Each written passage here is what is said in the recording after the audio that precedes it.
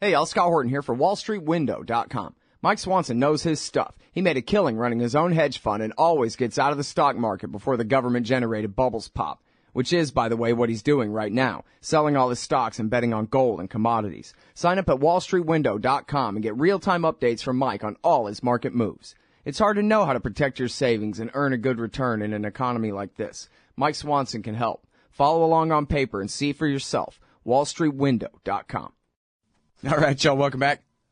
And now we got to move on because I'm late to get Gareth Porter on the show here. He's got some news analysis for us. That's the one good thing about Skype. Well, the second good thing about Skype, other than the audio quality when it's working right, is I don't have to stop the show and go make a phone call. I can just hit a button, and it works just right. Welcome back to the show, Gareth Porter. How are you, sir? Hi, Scott. I'm fine. Good to talk to you again. This is actually not a record, but this is your third time on the show in a week. But on three very different subjects and very important ones. I don't mind if you don't. Gareth Porter, I've done over 4,000 interviews, and 200 and I think now 31 or 2 or 3 or so of those are of him. Because he's great on everything. And he wrote the book, Manufactured Crisis, The Truth Beyond All the Ridiculous Hype About the Iranian Civilian Nuclear Program. Something like that. And so, now, get this, everybody. The International Atomic Energy Agency has finally released their report on Iran's possible military dimensions, otherwise known as the PMD file, all the accusations that Iran had been researching and or attempting to construct nuclear weapons. And this is part of the nuclear deal, is that the Iranians will cooperate with the IAEA on resolving all the last of these questions, and they have, and now this is the IAEA's report, and guess what? Gareth read it and has some criticism. Welcome back. I already said that. So tell us, first of all, can you give us the basic overview, give us the Gareth Porter headline out of the IAEA PMD report here, Gareth?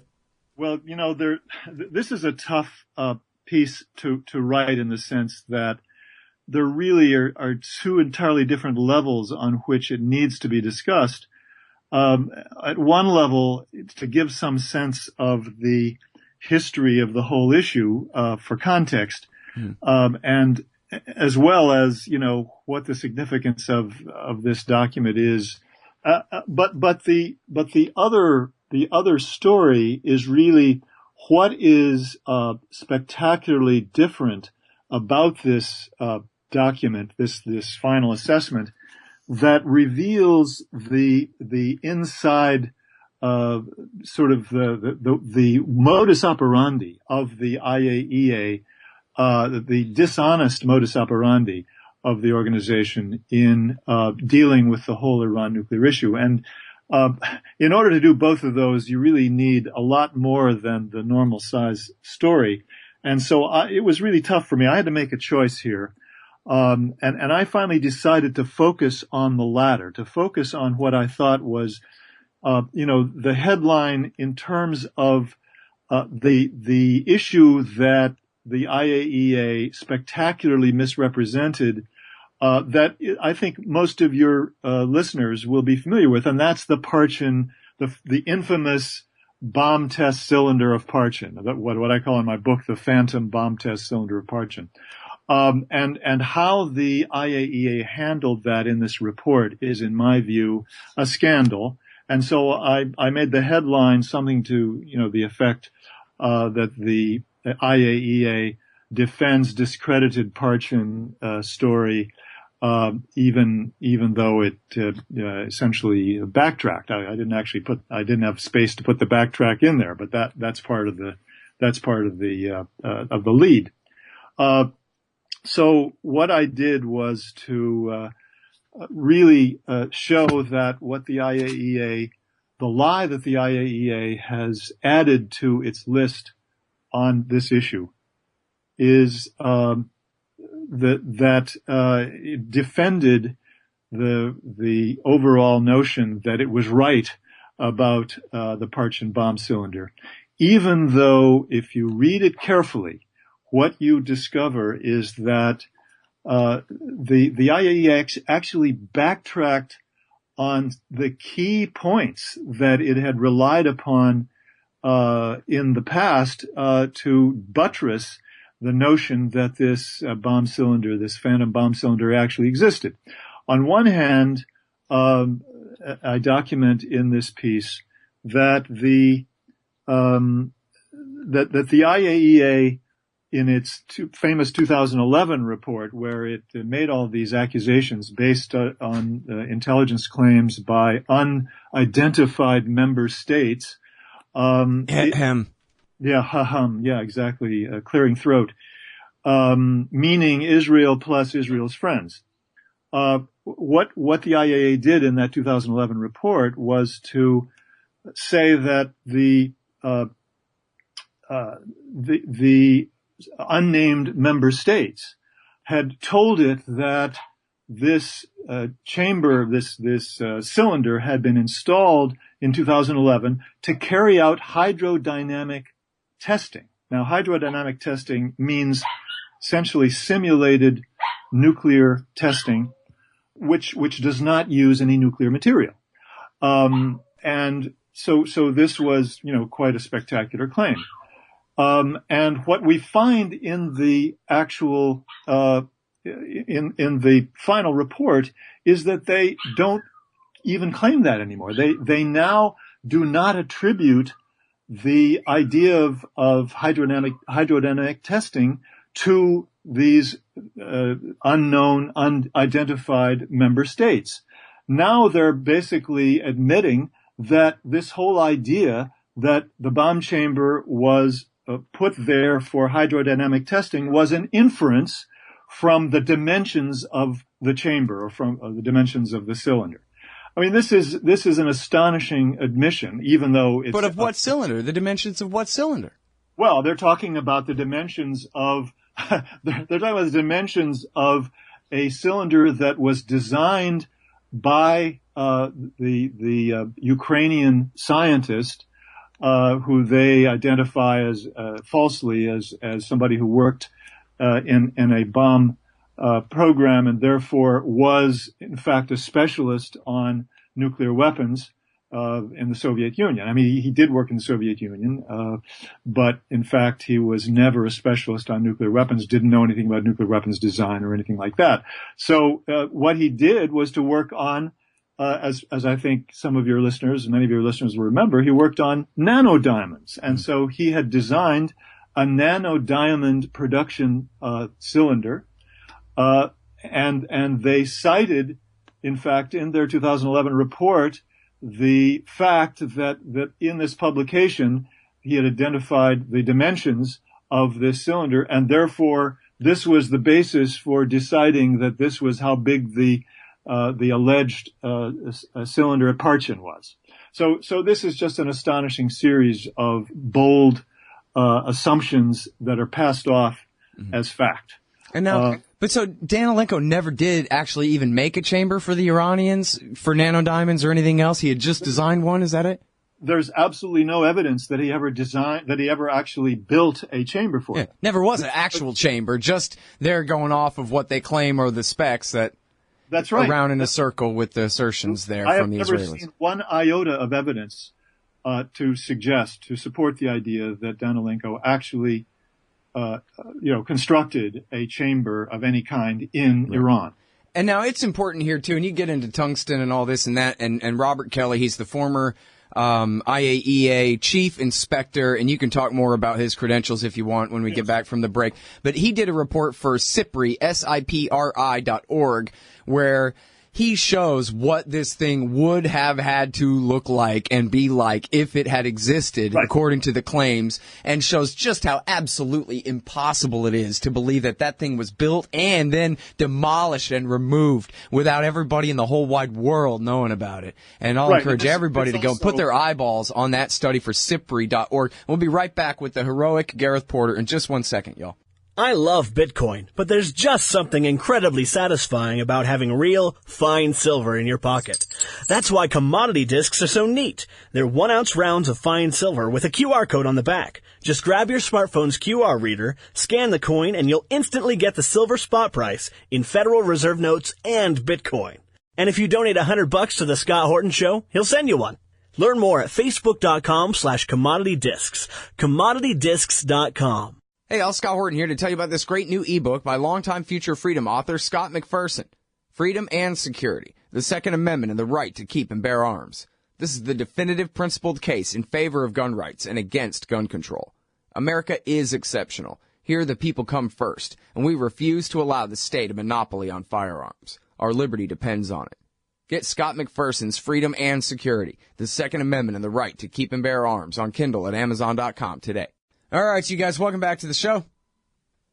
I'm Scott Horton and all that. I'm talking with the great Gareth Porter. We're deep in the weeds on the new Iran report from the IAEA, the final assessment on past and present outstanding issues regarding Iran's nuclear program, the PMD. And Gareth, in his new piece, which isn't out yet, but it will be very soon here, It's very in-depth on the claims, the very important claims about the Parchin military facility and hydrodynamic testing that was alleged to have taken place in a giant containment chamber that was alleged to have existed. And now the IAEA is saying that they're still right, even though they're climbing down big time from, I guess, all of the different arguments that they had ever clung on to in order to argue the case for believing in this chamber and these tests. So I'm not exactly sure where you want to pick it up here, Gareth, but I'll give the floor back to you. You alluded to to a SIPRI study by Robbie Kelly. And of course he's done several things, about the infamous chamber at the bomb test chamber at Parchin, all of which have effectively debunked it in one way or another. But the latest thing that he did in October for SIPRI is a short research note or discussion note in which he addressed this whole question of the use of tungsten as the substitute for nuclear material in hydrodynamic testing, which the 2011 report specifically mentioned tungsten as the candidate that they were told by apparently by their unnamed member state sources was how the chamber would be used for hydrodynamic testing, that they would use tungsten, which was alleged to be similar in its characteristics to uranium for that purpose. Now, what Kelly did was to absolutely just explode this whole notion that tungsten could be used for hydrodynamic testing. He shows that it's ridiculous. It's stupid. Basically, it's impossible that you would use tungsten. He points out that it can't be shaped. It can't be melted and shaped into the form that would be needed for hydrodynamic testing because of its fundamental characteristics, which are totally different from uranium, and that the form in which it could be transformed into, which is a powder, requires an incredibly complex and expensive process that would be not worth it. And furthermore, and even more importantly, you wouldn't learn anything worthwhile from using tungsten because its characteristics are so different from those of uranium. So the whole idea he just completely debunks. And this was published in mid-October, as I recall. And what is so interesting here about the final assessment is that the IAEA no longer even mentions tungsten, implicitly acknowledging that was bunk. And they still mention hydrodynamic testing, but don't mention anything else about it. Amazing. And so, this is further evidence that, they're a bit shamefaced about this privately, but they're not willing to admit that they were wrong. Yeah. Well, I should ask Gordon Prather about that. I know he told me before that it's conceivable that they could use non-fissile uranium or even lead maybe for tests like that. Not that they would do it in a chamber anyway. If they were testing an implosion system, they would do that outside, like in the bogus accusations about Marathon, not in a chamber like the bogus accusations about Parchin. Right. So that brings me to the other point that I make in this piece, about the final assessment in relation to Parchin and similar issues, because not the hydrodynamic testing, but another form of supposed nuclear related testing involving high explosives that the IAEA accused Iran of carrying out in its 2011 report is something that involves a technology that involves a multi-point detonation system, or PMI.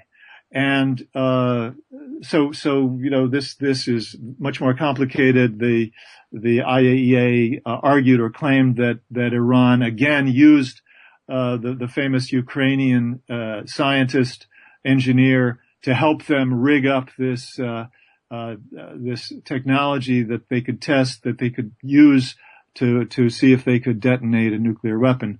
The Iranians came back finally in the final phase of this cooperation, and they documented the fact that yes, they had a PMI technology under development, but they documented the fact that it was used for a conventional weapons application, and they presented a lot of documentation to prove that.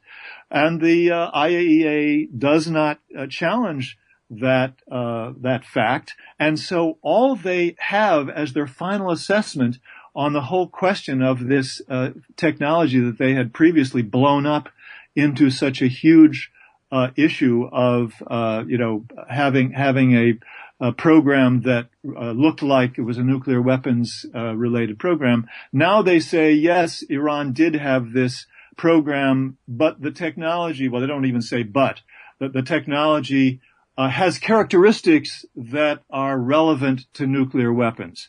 I mean, that is, of course, a totally meaningless statement. Yeah. And that is another way in which they sort of get away with backtracking without having to admit it. Well, and you've reported before that they were invited out to Marathon and refused to go because they know they're full of it. That's the final point I wanted to make, and you've anticipated it perfectly. Yes, this was in the 2011, the sort of keynote of their accusation was that they had information from member states that, in fact, this technology, alleged nuclear weapons related technology was carried out, the testing was carried out at a place called Marathon, a region of Marathon. So finally in late 2014, the Iranians said, okay, fine, come, we'll let you have a one-time visit to Marathon just to see if in fact there's any evidence that such testing was carried out. And of course, as you say, the IAEA refused to go, even though this was the one place where, they had identified specific tests that had been carried out according to their, again, unidentified member state sources. They refused to go and carry out an inspection or to see, to carry out any environmental sampling at the site. And they never explained why. They simply said, well, we don't think this would answer the questions. So it's obviously extremely suspicious, and it once again just underlines the dishonesty of the IAEA on this whole set of issues. Mm-hmm. All right, and nobody forget, in case you never heard it too, learn it now, that it's in the WikiLeaks where Yuki Amano, the head of the IAEA, coming in replacing Mohammed El-Baradei, said, hey guys, on Iran, I'm with you and your agenda, whatever you want out of me, that kind of thing. So it's not just an accusation, it's right there. Thank you, Chelsea Manning, doing 35 years in the brig for our government sins, for revealing this information to us. But it's there if anybody wants to check it in the State Department's own writing about our great victory in putting this tool of ours in charge there. And furthermore, just very quickly to add a point to that, one of my sources, former IAEA source, who has was in a position to know this, says that former colleagues told him that Amano had said privately that he had no choice but to issue the 2011 report with all these accusations because it was part of the deal under which he got U.S. support to be elected to the position of Director General to replace El-Baradei, to succeed El-Baradei. Wow, he admitted that openly. I wonder what his ancestors think of that. They wouldn't be too proud if they were samurai. As by the way, he also told people in the IAEA that he was a samurai. But if his Japanese ancestors were samurai, they would not be pleased with that. Yeah, representing the Israelis, a little far afield from their usual stomping grounds there, I guess. All right, well now, so back to Parchin for a second here, as long as I'm keeping you into the break. They found 2 particles of uranium, Gareth, natural uranium, but still uranium with a capital U. So how do you explain that, Mr. Apologist? Absolutely. I'm glad you've come back to that, circled back to it, because that is another link here, another way in which the IAEA essentially misrepresented the issue of what they know and what they found at Parchin. They have a footnote to the text, a footnote to a statement in which they attack the Iranian explanation for what the actual purpose of the building at Parchin, at that site at Parchin was, which was to store not unused vats or drums of chemicals that they were used for explosive experiments there. And they attacked that, and in the footnote, to their statement that they found, no evidence of that would show that there were chemicals stored there. And of course that in itself is misleading because there's no reason to believe that they would have found evidence simply because drums of chemicals were stored there. They wouldn't necessarily find any evidence that they were there. But the footnote, as you point out, admits that they found no evidence of uranium that they could link to a nuclear program. They found 2 particles, which was simply not an indication of that there was anything, that there's any actual man-made or man-changed uranium that was there in the site.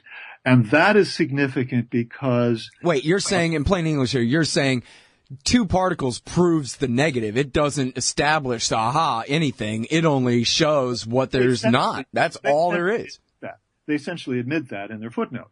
But what they do not say is that the real significance of that finding is that there was no hydrodynamic testing, because to do so, the Iranians, had they been involved in something like that, they would have had to use uranium, natural uranium. And that would have shown up in the environmental sample. If they had carried out an explosion using natural uranium, that would have shown up. All right. What about lead? Did they test for lead at all?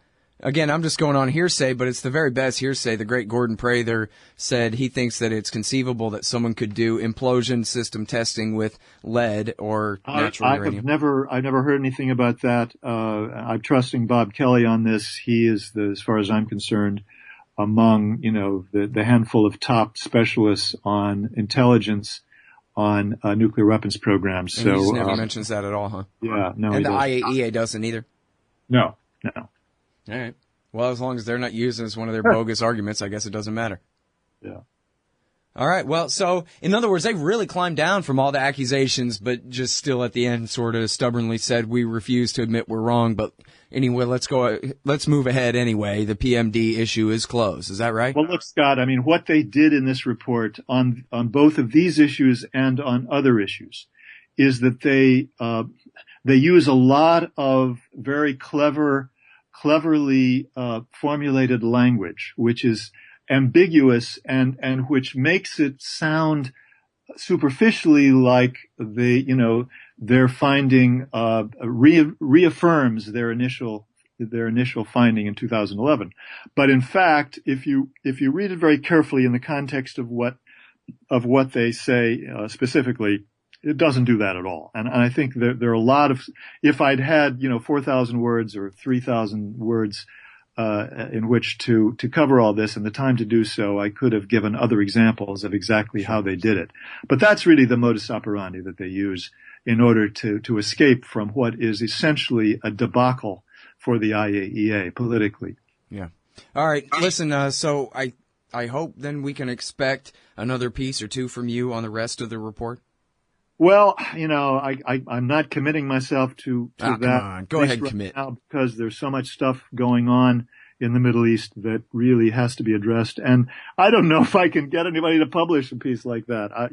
Tell you the truth. That's a question mark. Well, look, I mean, if nobody will publish it, we'll at least put it on antiwar.com, but we won't give you any money.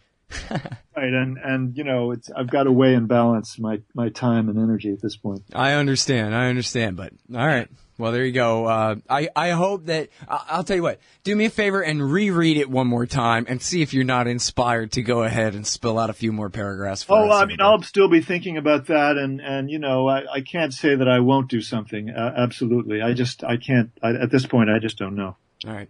Well, listen, man, you're great. I appreciate it. This one is going to run at Middle East Eye, am I right?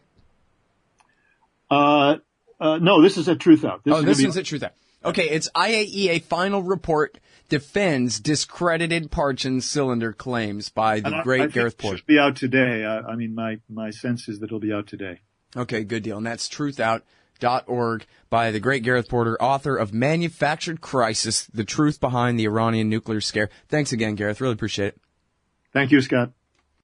You hate government? One of them libertarian types? Or maybe you just can't stand the president, gun grabbers, or warmongers. Me too. That's why I invented LibertyStickers.com. Well, Rick owns it now, and I didn't make up all of them, but still, if you're driving around and want to tell everyone else how wrong their politics are, there's only one place to go. LibertyStickers.com has got your bumper covered. Left, right, libertarian, empire, police, state, founders, quotes, central banking. Yes, bumper stickers about central banking. Lots of them. And, well, everything that matters. LibertyStickers.com. Everyone else's stickers suck. Hey, Scott Horton here. It's always safe to say that one should keep at least some of your savings in precious metals as a hedge against inflation. And if this economy ever does heat back up and the banks start expanding credit, rising prices could make metals a very profitable bet. Since 1977, Robertson Roberts Brokerage Inc. has been helping people buy and sell gold, silver, platinum, and palladium, and they do it well. They're fast, reliable, and trusted for more than 35 years. And they take Bitcoin. Call Robertson Roberts at 1-800-874-9760 or stop by rrbi.co. Hey, Scott Horton here for MPV Engineering. This isn't for all of you, but for high-end contractors specializing in industrial construction and end users who own and operate industrial equipment. MPV offers licensed professional consulting on chemical and mechanical engineering for your projects. Tanks, pressure vessels, piping, heat exchangers, HVAC equipment, chemical reactors for oil companies or manufacturing facilities, as well as project management support and troubleshooting for those implementing designs. MPV will get your industrial project up and running. Head over to mpvengineering.com.